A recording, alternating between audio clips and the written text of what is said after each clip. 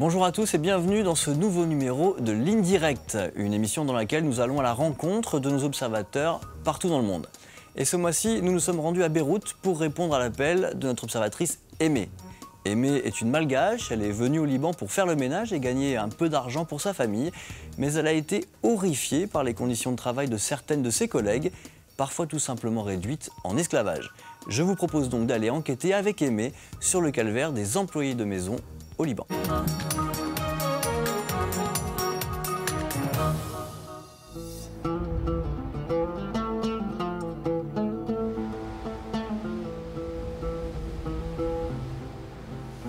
Bonjour Aimée. Bonjour Julien. Comment vas-tu? Très bien, merci. Comment vas-tu?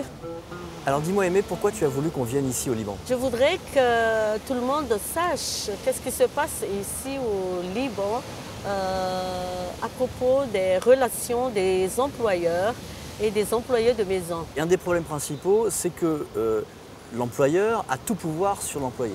Voilà, c'est ça le problème avec le question de sponsor, parce que les employés deviennent comme leur propriété. Le patron contrôle tout. Contrôle tout. Et c'est ça le problème. Elles doivent rester chez le patron, dormir, et 24 heures sur 24, elles doivent être chez eux.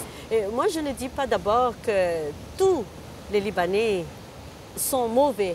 Non, comme dans tous les pays, il y a des mauvais, il y a des bons. Mais il y a des choses trop graves. Est-ce que tu as l'impression qu'ici, il y a un racisme envers les employés de maison? Au Liban, ils sont très sensibles à la position sociale. Donc nous, quand on est employé de maison, on est déjà une autre classe. C'est pour ça que ça donne un grand conflit. Aimée nous donne un exemple particulièrement frappant de ce racisme contre les employés de maison. Elle nous dit qu'on ne la laisse même pas entrer dans les piscines. Nous partons donc pour le nord de Beyrouth où sont installées de nombreuses plages et piscines privées. Accompagnée d'une amie, également une ancienne employée de maison, Aimée veut nous montrer le visage du racisme ordinaire. Nous filmons en caméra cachée leur arrivée à la piscine.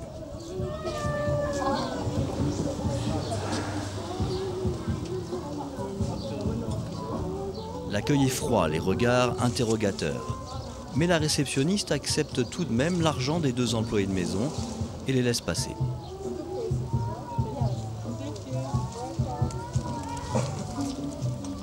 Elles sont toutefois rattrapées par leur responsable et ramenées au comptoir. On leur explique qu'en fait, elles ne peuvent plus rentrer.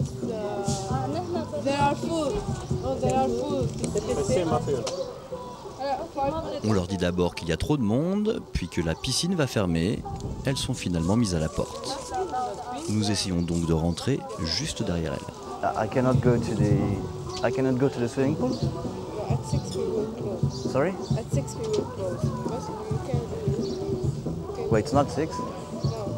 So I can go? Yeah. Ah, okay. I thought I couldn't go to the swimming pool, so I can. All right.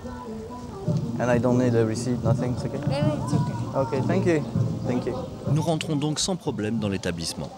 La piscine est presque vide et ne fermera d'ailleurs que 2 heures plus tard. Mais qu'est-ce qui s'est passé, mais pourquoi ils n'ont pas voulu que vous rentriez? On est ici au Liban comme domestiques, travailleuses domestiques. Voilà, on est tous humains et nous-mêmes on travaille, on nettoie à la maison, on mange, on cuisine leur repas, on entretient leur bébé et tout ça. Moi je pense qu'on est vraiment comme un dans une famille. On est un dans une famille, mais je me demande pourquoi dans la piscine on ne permet pas qu'on nage ensemble. La démonstration faite par Aimée est éloquente. Même si certaines piscines de Beyrouth acceptent les employés de maison, le traitement subi par notre observatrice est révélateur de la ségrégation subie par ces femmes. Et cette ségrégation commence dès l'embauche.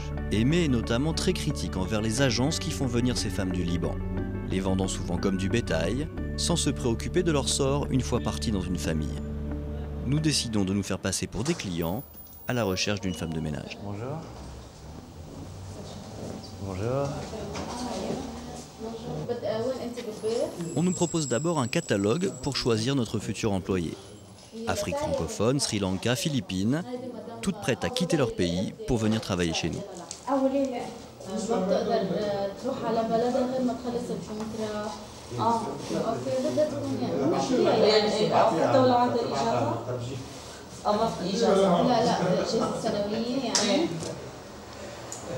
إجازة ثانوية لا ما بيتبعوا فيها أبدا. أكثر شو ممكن مثلا عقدة سيرمون دو فوا بتحكي مع أهلها بالشهر.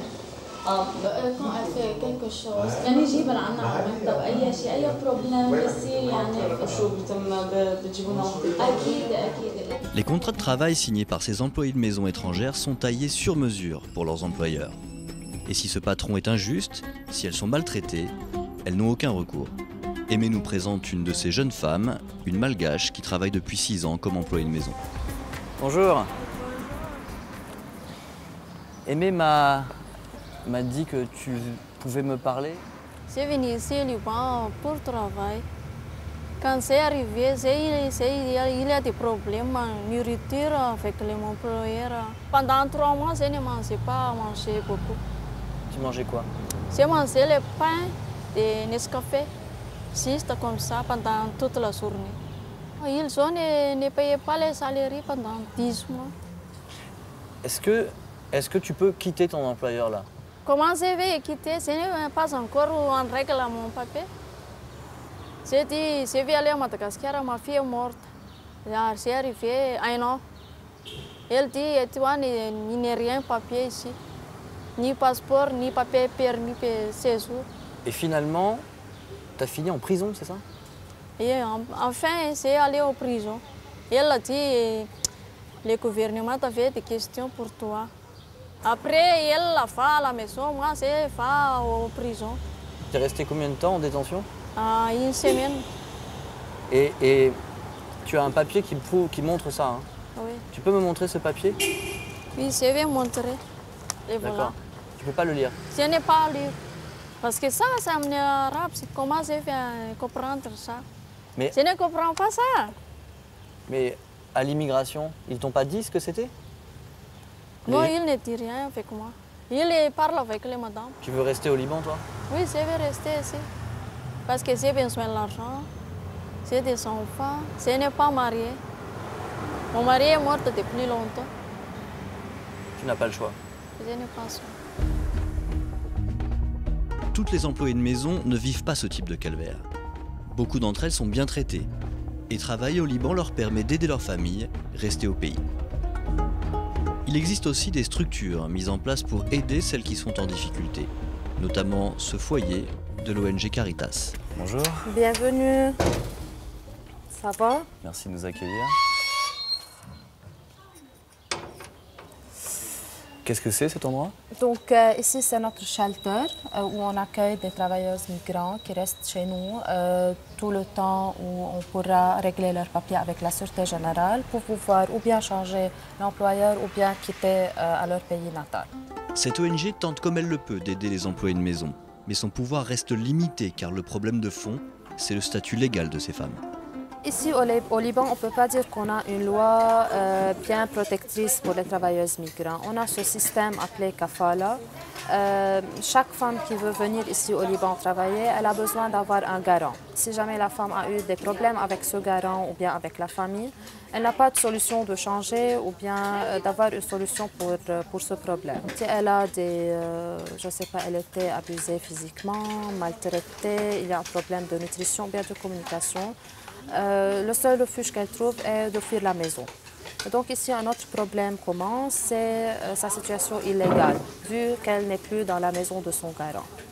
Est-ce que la solution, ce ne serait pas tout simplement de supprimer cette réglementation, de supprimer le kefala? C'est pas évident de supprimer un tel système, puisque ça fait longtemps. Mais il y a quelques changements, peut-être petits changements qui peuvent être. Par exemple, elle peut y avoir le contrat traduit dans sa propre langue ou bien dans une langue qu'elle peut au moins comprendre. D'autres choses comme avoir ses propres papiers avec elle et non pas avec le garant. Ce sont ces petites choses qu'on peut, je crois qu'on peut changer pour améliorer.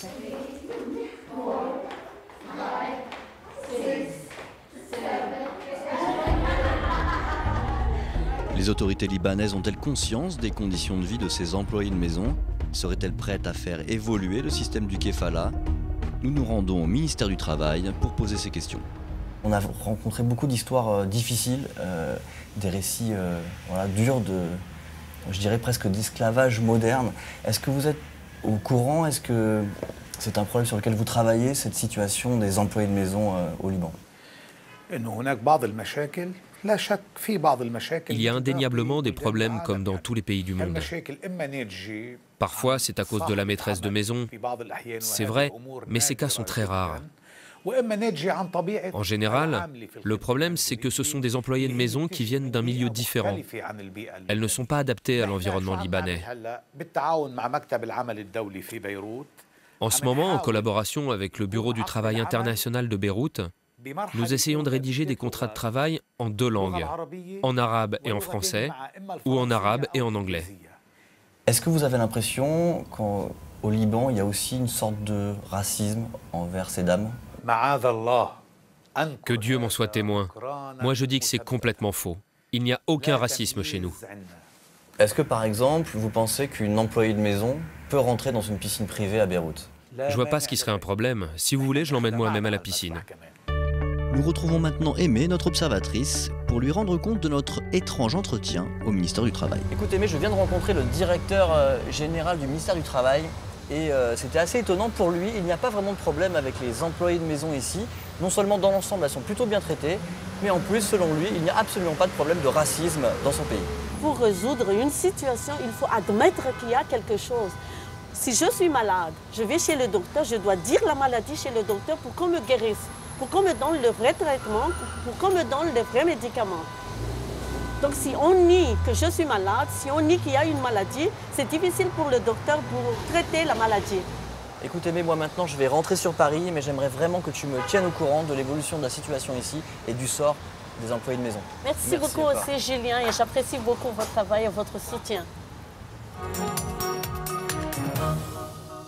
Voilà, nous quittons maintenant Aimée, mais vous aussi, vous pouvez nous contacter sur la ligne directe des observateurs en passant par notre site internet ou par les réseaux sociaux. Et peut-être que dans le prochain numéro de cette émission, eh bien, nous viendrons chez vous.